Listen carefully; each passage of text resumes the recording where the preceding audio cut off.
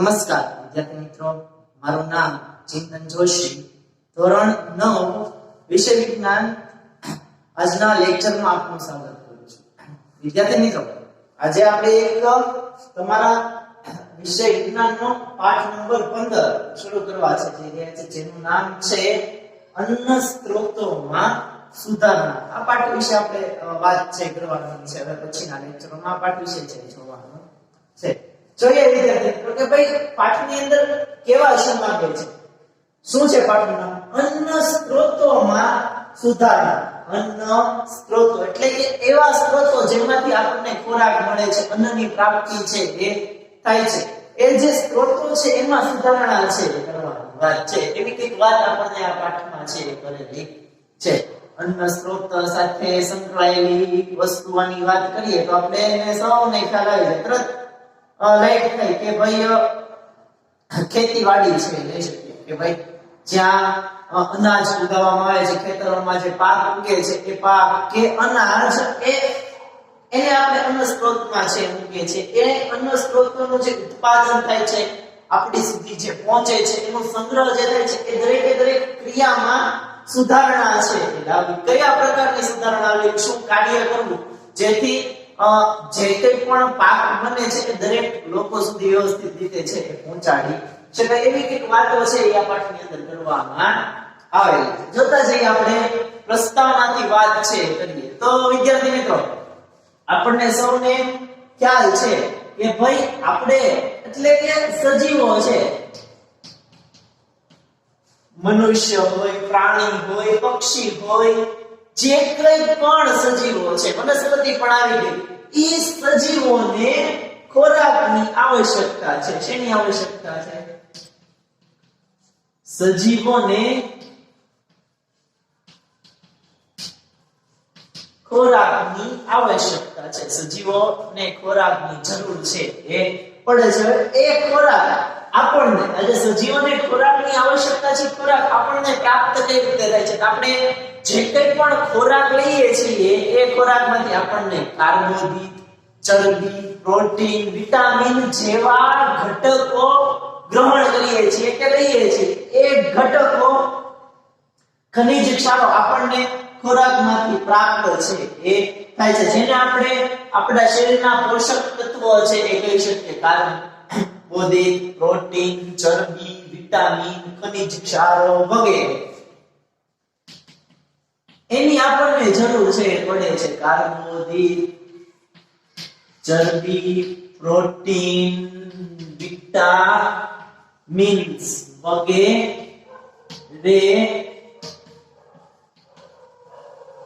પોષક દ્રવ્યોની આપણને જરૂર પડે છે. આપણે બધા પોષક દ્રવ્યો અલગ અલગ ખોરાકમાંથી છે એ મેળવીએ છીએ. આગળ વાત કરીએ કે આ બધા તત્વો જે આપણે ગ્રહણ કરીએ, કાર્બોદિત, ચરબી, પ્રોટીન, વિટામિન, પોષક દ્રવ્યો, એનાથી શું થાય છે? તો કે જે તે સજીવો ખોરાક ગ્રહણ કરે છે એનો હેતુ તો કે સજીવોનો વિકાસ અને વૃદ્ધિ છે. એ હેતુથી આપણે શું કરીએ છીએ? ખોરાક ગ્રહણ કરીએ છીએ. ખોરાકની આવશ્યકતા આપણા માટે રહેલી છે. કઈ આવશ્યકતા? તો કે ભાઈ એ ખોરાક જે આપણે ગ્રહણ કરેલો છે એની મદદથી આપણો વિકાસ અને વૃદ્ધિ થાય. એ ઉદ્દેશ્ય, એ હેતુથી આપણે ખોરાક છે એ મેળવીએ છીએ. આપણું સ્વાસ્થ્ય છે જળવાઈ રહે, તંદુરસ્તી છે એ જળવાઈ રહે, એ માટે આપણે ખોરાકની પ્રાપ્તિ છે કરીએ છીએ, ખોરાક મેળવીએ છીએ. અને એમાંથી આ જે પોષક દ્રવ્યો કે ઘટકો છે જે આપણને ઉર્જા આપે છે, આપણા શરીરને પોષણ પૂરું પાડે છે, એવા ઘટકો છે એ ખોરાકમાંથી મેળવીએ છીએ. વનસ્પતિ અને પ્રાણી એ બેયને આપણે ખોરાકના મુખ્ય સ્ત્રોત તરીકે લઈએ છીએ. વનસ્પતિ અને પ્રાણી એ બે શું છે? તો કે ખોરાકના મુખ્ય સ્ત્રોત છે.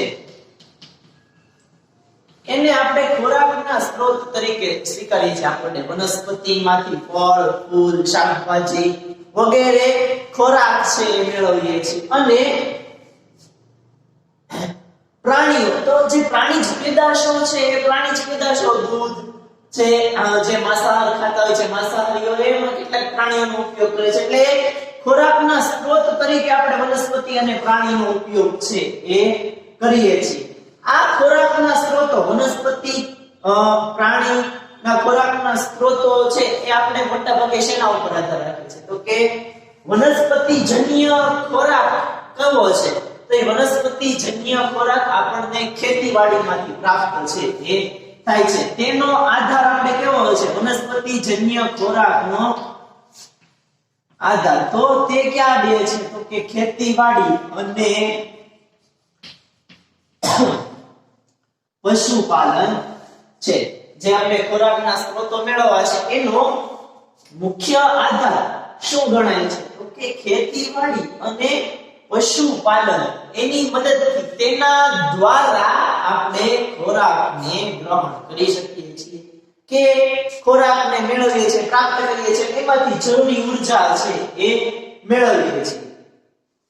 ટૂંકમાં આપણે અન્ન સ્ત્રોતમાં સુધારણા કરવા છે એટલે આપણને જેમાંથી ખોરાક મળે છે, જેમાંથી આ વસ્તુ પ્રાપ્ત થાય છે એમાં સુધારણા કરવી પડે. વાત કઈ થઈ?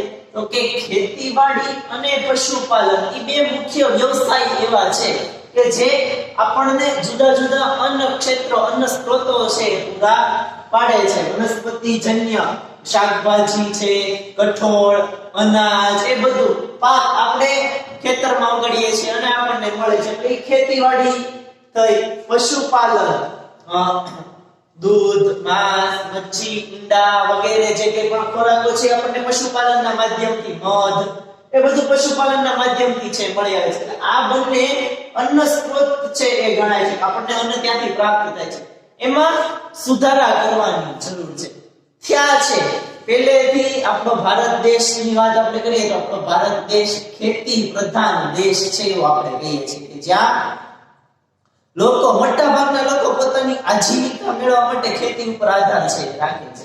તો એ ખેતીવાડીની અંદર વૈજ્ઞાનિક ઢબે કામ કરી અને અન્ન સ્ત્રોતમાં સુધારણા કરવાની જરૂર છે. જે ખેતીવાડી છે એને ડેવલપ કરવી, કઈ રીતે કરવી, એમાં વૈજ્ઞાનિક પદ્ધતિઓ છે અમલમાં લાવવી. પશુપાલનને પણ વૈજ્ઞાનિક પદ્ધતિઓ સાથે સાંકળી વૈજ્ઞાનિક પદ્ધતિઓ અમલમાં લાવી એના ઉપયોગ દ્વારા એમાં સુધારણા કરવાની વાત છે કરવામાં આવી છે.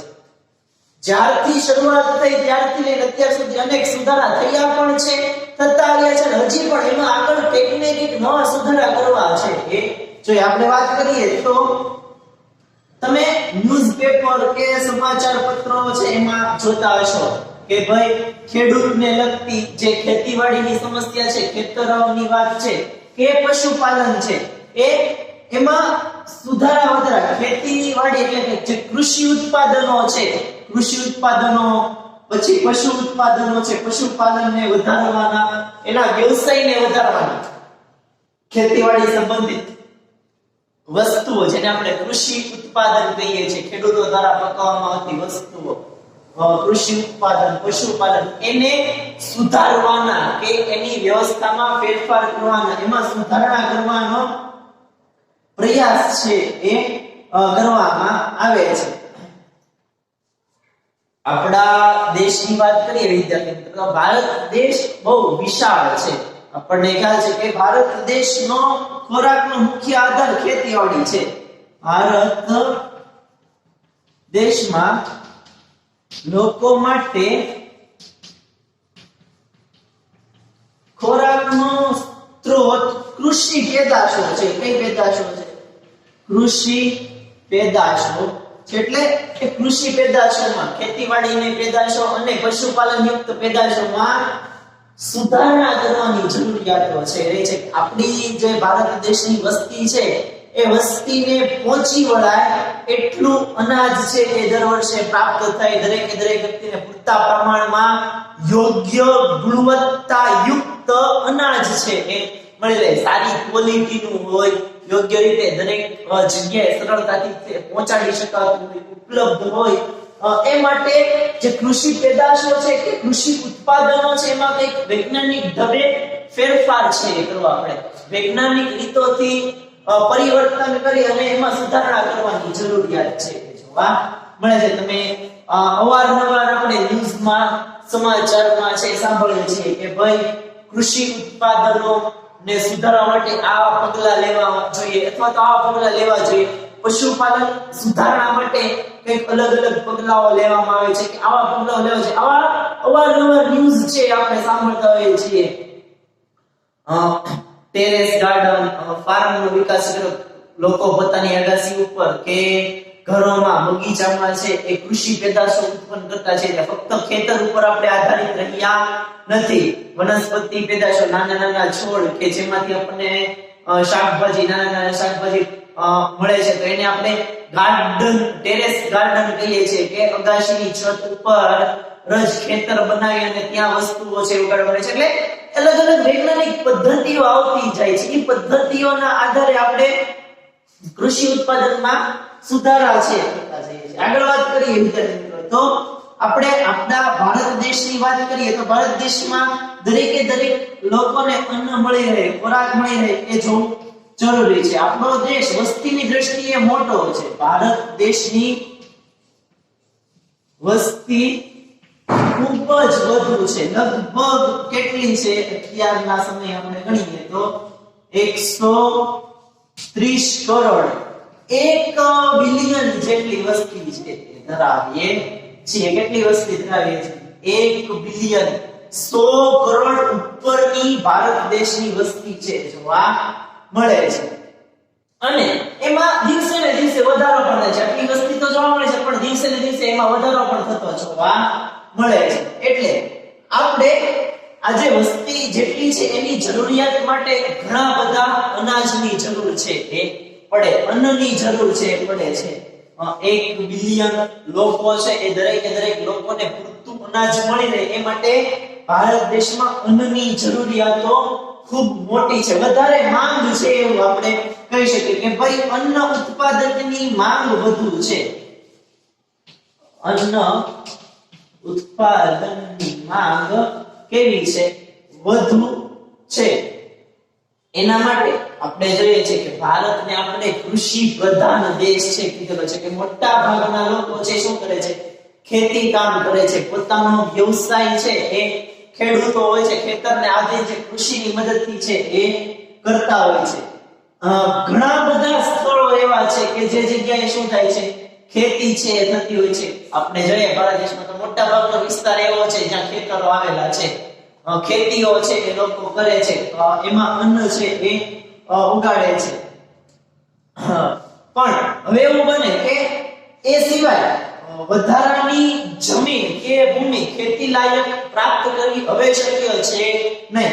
ખૂબ વધતી જતી વસ્તી, એના રહેણાંક માટે છે જમીનની જરૂર પડે છે. તો સામે જેટલી વસ્તી વધે છે એટલું અન્ન ઉત્પાદન થવું છે એ જોઈએ. તો એ માટે આપણે આપણી પાસે જેટલા સ્ત્રોતો છે, જેટલી વસ્તુની ઉપલબ્ધતા છે, જેટલા જમીનની ઉપલબ્ધતા છે, ખેતી લાયક જેટલી જમીન ઉપલબ્ધ છે એ જમીનમાં જ તે અન્ન ઉગાડી, કૃષિ પેદાશો ઉગાડી અને આ વધતી જતી વસ્તીને યોગ્ય રીતે દરેક વ્યક્તિ સુધી યોગ્ય પ્રમાણમાં અન્ન છે એ પહોંચી રહે એવા કંઈક કાર્ય છે કરવા છે, એવી કંઈક સુધારણા છે કરવાની જરૂરિયાત છે એ ઊભી થઈ છે. આગળ વાત કરીએ કે ભાઈ એના માટે આજે વધતી જતી વસ્તી છે એને અન્ન પહોંચી રહે, અન્ન મળી રહે એ માટે કૃષિ પેદાશ અને પશુધનની જે સંપત્તિ છે, કૃષિ પેદાશોમાંથી જે આપણને વસ્તુઓ મળે છે અને પશુપાલન ઉદ્યોગથી જે કંઈ પણ વસ્તુઓ મળે છે એના જે ઉત્પાદનો છે, કૃષિ ઉત્પાદન અને પશુ ઉત્પાદન, એમાં વધારો કરવાની જરૂરિયાત છે. એ વધારો છે એ આવશ્યક છે. વધતી વસ્તીને પહોંચી વળવા માટે આપણે એમાં વધારો કરવો જરૂરી છે એ બન્યો છે. અત્યાર સુધી આપણે પાક ઉત્પાદન સુધારણામાં અલગ અલગ કાર્યો છે કરતા આવ્યા છે, સુધારણાને લગતા કામો છે કરતા આવ્યા છે અને એમાં આપણે થોડા ઘણા અંશે આમ તો ઘણો ને મોટા પાયે સફળ પણ થયા છે. તમે જોઈ શકો છો કે કૃષિ ક્ષેત્રે હરિયાળી ક્રાંતિ છે આવી, ખેડૂતો સ્વાવલંબી છે થયા, હરિયાળી ક્રાંતિ છે. પશુપાલનમાં, દૂધ ઉત્પાદનમાં આત્મનિર્ભર છે, પોતાની જાતે છે બનાવતા તે આપણે શ્વેત ક્રાંતિ અને હરિયાળી ક્રાંતિ આવી ક્રાંતિઓ છે જેનાથી કૃષિ પેદાશો અને પશુપાલન ઉદ્યોગોને વેગ છે એ મળ્યો, એના ઉત્પાદનમાં વધારો છે થયો, જેમાં કૃષિ ઉત્પાદન અને પશુપાલન ઉત્પાદનના જે સ્ત્રોતો છે એની પદ્ધતિમાં કંઈક ફેરફાર કરવામાં આવ્યો, સુધારણા છે કરવામાં આવી, સફળ રહ્યા. હરિયાળી ક્રાંતિ દ્વારા પાક ઉત્પાદનમાં વધારો થયો અને શ્વેત ક્રાંતિ દ્વારા છે તો એ આપણે દૂધના ઉત્પાદનને છે એ વધાર્યું છે અને એ ઉત્પાદનને હજુ વધુ વધારવા માટે હરિયાળી ક્રાંતિથી છે એ આપણે શું કર્યું હતું કે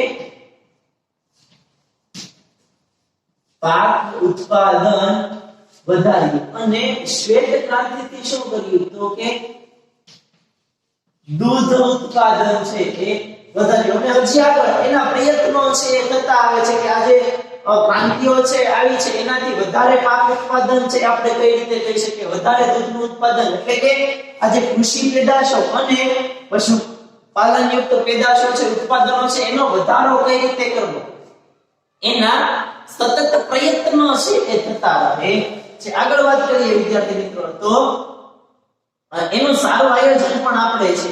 હવે આ પ્રક્રિયા આપણે કરીએ છીએ હરિયાળી ક્રાંતિ, શ્વેત ક્રાંતિ કે અન્ન સ્ત્રોતમાં સુધારણા, એ પ્રક્રિયા દરમિયાન આપણે ઘણી વખત પર્યાવરણને નુકસાન છે કરી નાખીએ છીએ, એને અવગણીએ છીએ. આપણી પાસે જે નૈસર્ગિક સ્ત્રોતો છે જેને આપણે કુદરતી સ્ત્રોતો કહીએ છીએ એનો બેફામ ઉપયોગ છે કરી નાખીએ છીએ. એ કુદરતી સ્ત્રોતોને નુકસાન છે એ કરીએ છીએ અને પરિણામરૂપ આપણે એનો ઉપયોગ કરીએ છીએ નૈસર્ગિક સ્ત્રોતો કે કુદરતી સ્ત્રોતોનો પાક ઉત્પાદન વધારવા, પશુપાલન ઉદ્યોગોને વિકસાવવા માટે જે નૈસર્ગિક સ્ત્રોતો કે કુદરતી સ્ત્રોતોનો ઉપયોગ કરીએ છીએ એની આડઅસર શું થાય છે તો કે એ જે નૈસર્ગિક અને કુદરતી સ્ત્રોતો છે એ નૈસર્ગિક અને કુદરતી સ્ત્રોતોને નુકસાન થવાની શક્યતાઓ વધારે જોવા મળે છે. આપણે લાભ માટે એને શું કરીએ છીએ, નુકસાન છે એ કરીએ છીએ. પાક ઉત્પાદન વધારીએ, દૂધ ઉત્પાદન વધારીએ,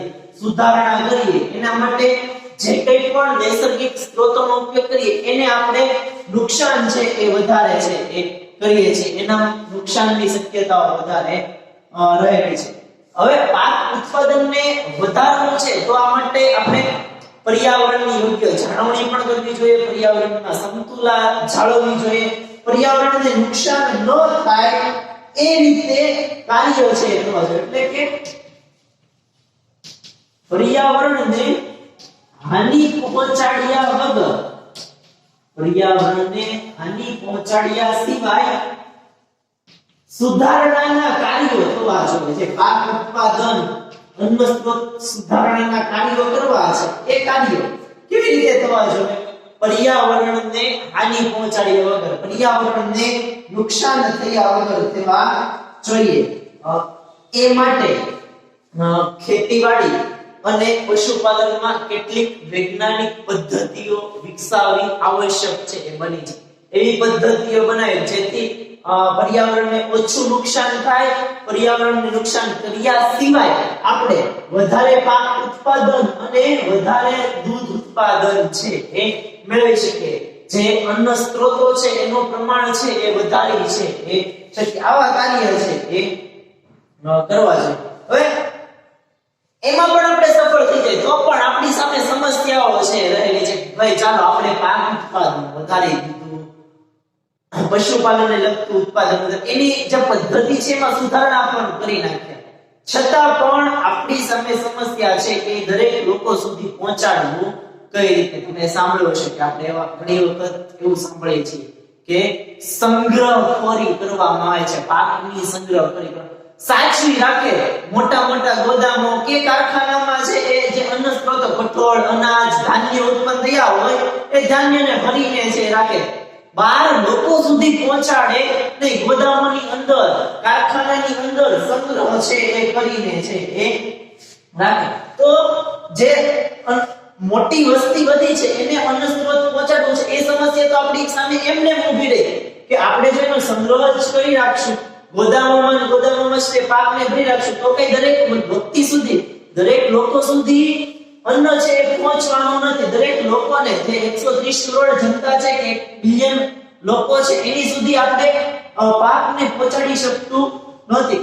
વળી ધ્યાન પણ રાખવું પડે કે જો સંગ્રહખોરી કરે છે એટલે શું થાય કે અનાજનો કે જે ભાવ છે એ ભાવ વધે છે એટલે આપણને સૌને કહે છે કે આપણે અનાજ ખરીદવું છે તો એના માટે ધનની આવશ્યકતા પૈસા જોઈએ રોકડા હોય તો માલ આપે એવું વસ્તુ આપણે સિસ્ટમ થઈ ગઈ છે અત્યારે આપણી પાસે કે ભાઈ પૈસા આપો એમ વસ્તુ છે કે આપે તો સંગ્રહખોરી કે ચોરી કરી ભેગું કરી એકઠું કરી રાખવું પછી જ્યારે એની કટોકટી સર્જાય એ વસ્તુની અછત સર્જાય ત્યારે આવા સંગ્રહકારી લોકો છે એ શું કરે છે વસ્તુને બહાર છે મૂકે છે પાછી સંગ્રહમાં ગોદામોમાંથી બહાર કાઢે એટલે જ્યારે જરૂર હોય ત્યારે વ્યક્તિઓ સુધી પહોંચતી નથી આવા કેટલાક સમસ્યાઓનો સામનો છે આપણે કરવો પડે છે ભલે આપણે ઉત્પાદનને વધારીએ છીએ છતાં પણ આવી બધી સમસ્યાઓ છે આપણને જોવા મળે છે એટલે એ વસ્તુ છે થવી ન જોઈએ ગોદામમાં વસ્તુને સંગ્રહી રાખવી ન જોઈએ એ લોકો સુધી પહોંચવી જોઈએ કારણ કે જે લોકો અન્ન ખરીદે છે એ શું કામ ખરીદે છે કે ધનની આવશ્યકતા છે એના ઉપર છે એ ખરીદે છે આપણા દેશની મોટા ભાગની વસ્તીની વાત કરીએ ને તો આપણા દેશના મોટા ભાગના લોકો પોતાનું જીવનનું ગુજરાન ખેતી ઉપર છે એ ચલાવે છે કે મોટા ભાગના લોકો તેનો જીવન નિર્વાહ ખેતી આધારિત કામોથી છે કરે છે ખેતી આધારિત કામો દ્વારા પોતાનું જીવન છે ચલાવે છે ખેતી આધારિત કામો દ્વારા એટલે આ બધી વસ્તુઓ સંગ્રહ કરી ગોદામોમાં સંગ્રહ કરવાથી જે કુપોષણ અને ભૂખની સમસ્યા અનાજના અછતની સમસ્યા છે એ સમસ્યાને આપણે હલ કરી શકવાના નથી આગળ વાત કરીએ વિદ્યાર્થી મિત્રો તો ખેતીમાં વધારે ઉત્પાદન માટે પશુપાલનમાં વધારે ઉત્પાદન માટે વૈજ્ઞાનિક રીતે આયોજનબદ્ધ કેટલીક પ્રણાલીઓ અપનાવવી આવશ્યક છે ખેતીવાડીમાં અને પશુપાલનમાં વૈજ્ઞાનિક પદ્ધતિ અપનાવવી આવશ્યક છે કેવી પદ્ધતિ વૈજ્ઞાનિક પદ્ધતિ અપનાવવી આવશ્યક છે એ વૈજ્ઞાનિક પદ્ધતિ અપનાવી અને આપણે એ અન્ન સ્ત્રોતોમાં છે શું કરી શકશું સુધારણા છે એ કરી શકશું ઉદાહરણ તરીકે પશુપાલનમાં છે તો મરઘા પાલન મત્સ્ય ઉછેર કેન્દ્ર મધમાખી ઉછેર એવી ઘણી ઘણી ઉછેર કે પાલનની પદ્ધતિઓ છે અપનાવી છે વૈજ્ઞાનિક ઢબે છે થાય છે એમ ખેતીવાડીમાં પણ આપણે એવી કેટલીક વૈજ્ઞાનિક કૃષિ પદ્ધતિ છે જે આધુનિક કૃષિ પદ્ધતિઓ કહી શકીએ છીએ કે આધુનિક કૃષિ પદ્ધતિઓ અપનાવી જોઈએ જેથી આપણે શું કરી શકશું પાકનું ઉત્પાદન છે એ વધારી શકશું ખેતીને પશુપાલનને વેગ મળે દરેક લોકો સુધી અનાજ છે પહોંચી શકે દરેક લોકોને છે એ પૂરતા પ્રમાણમાં અન્ન છે મળે એવા પ્રયાસો આપણે છે કરવા જોઈએ એ માટે પાક ઉત્પાદન કે ખેતીવાડીને લગતા કાર્યો છે એના સુધારણાના કાર્યક્રમોને વેગ આપવો જોઈએ એ કાર્યક્રમોને પ્રોત્સાહન છે આપવું જોઈએ અને એમાં કઈ રીતે આપણે આગળ સુધારા વધારા કરી શકીએ છીએ એ સુધારા વધારાને લગતા વૈજ્ઞાનિક વિચારો કરવો જોઈએ વૈજ્ઞાનિક કે આધુનિક પદ્ધતિઓ છે એ વિકસાવવી જોઈએ જેથી આપણે ખેતીવાડી અને પશુપાલનમાં સારું એવો સુધારણા છે એ કરી શકીએ અને આપણે આપણું પાક ઉત્પાદન કે પશુપાલન ઉત્પાદન છે એ કૃષિ પેદાશો કે પશુ પેદાશોને છે એના ઉત્પાદનમાં વધારો છે એ કરી શકીએ છીએ આ બધી વાત આપણે કરી પણ હવે પ્રશ્ન એ ઊભો થાય વિદ્યાર્થી મિત્રો આપણી સામે કે આ પ્રસ્તાવના જે આપણે જોઈ એમાં આપણે અલગ અલગ મુદ્દાઓની આવરી લીધા તો હવે વાત એવી આવે કે આપણે સુધારણાની વાત તો કરીએ છીએ કે ભાઈ પાક ઉત્પાદનમાં સુધારણા કરવી જોઈએ પશુપાલન ઉત્પાદનમાં સુધારણા છે કરવી જોઈએ તો એ સુધારણા કેવી રીતે છે કરવી જોઈએ એ કઈ રીતે આપણે પાક ઉત્પાદનમાં કે પશુપાલન ઉત્પાદનમાં સુધારણા છે એ કરી શકીએ છીએ એ પ્રશ્ન આપણી સામે ઊભો છે એ થાય છે તો એના માટે આપણે શું કરવું પડે તો કે નવી નવી જે વૈજ્ઞાનિક પદ્ધતિ છે આધુનિક પદ્ધતિઓ છે એ આધુનિક પદ્ધતિઓને વિકસાવવી જોઈએ અને અલગ અલગ પદ્ધતિ વિકસાવી અને આપણે શું કરી શકીએ છીએ પાક ઉત્પાદન કૃષિ પેદાશો કે પશુ પેદાશોમાં સુધારણા છે એ લાવી શકીએ છીએ. વિદ્યાર્થી મિત્રો, આજનું લેક્ચર છે એ આપણે અહીંયા સુધી રાખીએ છીએ. આજે આપણે ખાલી પાઠની પ્રસ્તાવનાને છે એ સમજી છે. આગળ એ પાઠમાં જે આપણે આ હમણાં વાત કરી કે આ જે સુધારણાઓ છે એ કઈ રીતે કરવા, તો ખેતીવાડીને લગતા સુધારણાઓ કઈ રીતે કરવા, પાક ઉત્પાદન કઈ રીતે વધારવું, જ્યારે આ ખેડૂતો પાક લે છે તો કેવી કેવી પદ્ધતિનો ઉપયોગ છે એ કરે છે, કઈ રીતે એમાં વધારો થાય છે, કઈ રીતે આપણે એને સુધારણા છે એ કરી શકીએ છીએ, પાકનો સંગ્રહ કઈ રીતે કરવો, એનો નિકાસ છે લોકો સુધી પહોંચાડવું કઈ રીતે, એ બધી વાત વિગતે હવે આપણે આની પાછળ અંદર પાઠમાં છે એ જોવાનું છે, જે આપણે નેક્સ્ટ લેક્ચર થી છે એ જોશું. આજે છે આપણો લેક્ચર આપણે અહીંયા સુધી છે રાખીએ છીએ. હવે આગળ જે જોવાનું છે આ બધી વિગતો, એ વિગતો આપણે નેક્સ્ટ લેક્ચર થી છે જોશું. Thank you.